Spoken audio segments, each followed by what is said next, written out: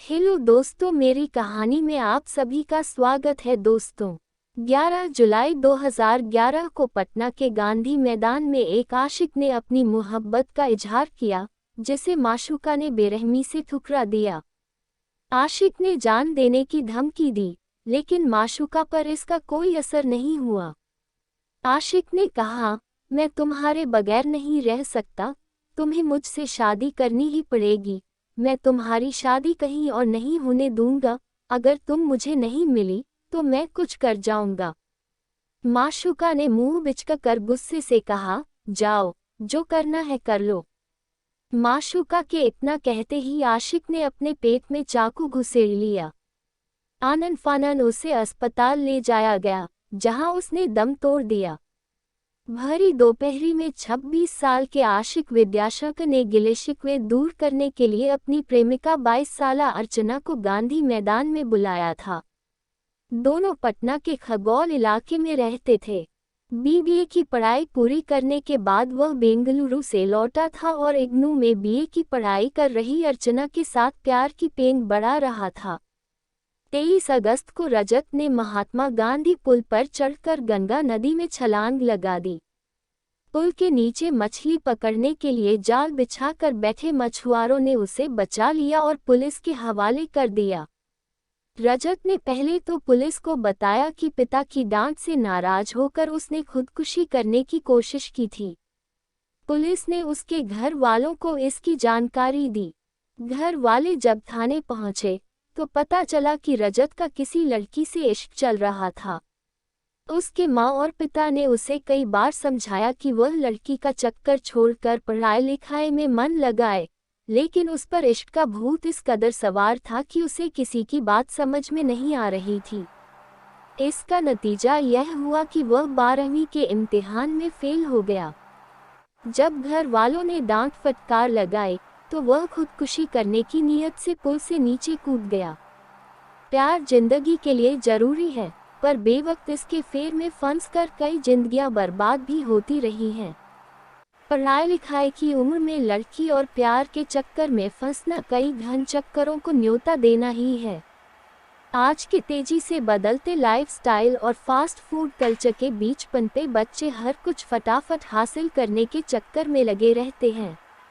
चाहे पढ़ाई का मामला हो या करियर का या फिर प्यार और मोहब्बत का, हर चीज़ फटाफट चाहिए। अगर सब कुछ उनके मन के मुताबिक नहीं हो पाता है तो वे जान देने लेने पर उतारू हो उठते हैं। लड़की के चक्कर में फंसने पर समय, पढ़ाई, पैसा, करियर बर्बाद होने के साथ साथ माँ और पिता से रिश्ते भी खराब होते हैं। माली, दिमागी और जिस्मानी हर तरह का नुकसान होता है। सो अलग समाजशास्त्री हेमंत राव कहते हैं कि कच्ची उम्र होने की वजह से नौजवानों में अच्छे बुरे की जानकारी नहीं होती है, जिससे वे लड़की के फेर में फंसकर अपना सब कुछ बर्बाद कर डालते हैं। साथ ही वे अपने माँ बाप के सपनों को भी तोड़ देते हैं। सब कुछ लुटने के बाद जब सच का पता चलता है तब तक बहुत देर हो चुकी होती है। चाहे पढ़ने लिखने वाले नौजवान हो या नौकरी करने वाले, वे लड़की के चक्कर में फंसकर अपने कीमती समय को बर्बाद करते रहते हैं। लड़की पर प्यार का चक्कर चलाने वाले भले ही यह सोचे कि ऐसा करके वे मर्दानगी दिखा रहे हैं, पर असल में वे लूटने पिटने के रास्ते पर चल रहे होते हैं।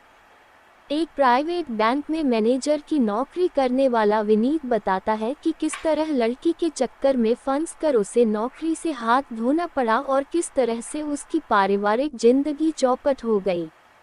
बैंक में ही क्लर्क की नौकरी करने वाली एक लड़की के इश्क में फंसने के बाद विनीत खुद को बड़ा किस्मत वाला समझ रहा था। घर पर बीवी और दफ्तर में प्रेमिका पाकर वह फूला नहीं समाता था। एक दिन उसे पता चला कि वह लड़की के प्यार में नहीं, चंगुल में बुरी तरह से फंस चुका है। लड़की ने उसके साथ बनाए जिस्मानी रिश्ते की वीडियो रिकॉर्डिंग कर ली थी। वीडियो दिखाकर वह विनीत को ब्लैकमेल करने लगी। जब तब उससे पैसे ऐंठने लगी और नौकरी में तरक्की दिलाने के लिए दबाव बनाने लगी। जब उस लड़की की मांगों को पूरा करना विनीत के बूते के बाहर की बात हो गई तो वह दफ्तर से लंबी छुट्टी लेकर गायब हो गया। लड़की बार बार फोन पर उसे धमकी देने लगी। जब विनीत उसके पास नहीं पहुंचा, तो उस लड़की ने उसकी बीवी के मोबाइल फोन पर वीडियो को भेज दिया। उसके बाद विनीत दोबारा दफ्तर नहीं गया और अब उसकी बीवी से तलाक का मुकदमा चल रहा है। मगध यूनिवर्सिटी के प्रोफेसर अरुण कुमार कहते हैं कि हर चीज़ हद में ही अच्छी मानी जाती है। पढ़ाई लिखाई, नौकरी, घर परिवार, इज्जत वगैरह को ताक पर रखकर जो नौजवान लड़कियों के चक्कर में ज़रा सा मजा पाने के लालच में फंसते हैं, तो बाकी ज़िंदगी उनके लिए सजा बन जाती है।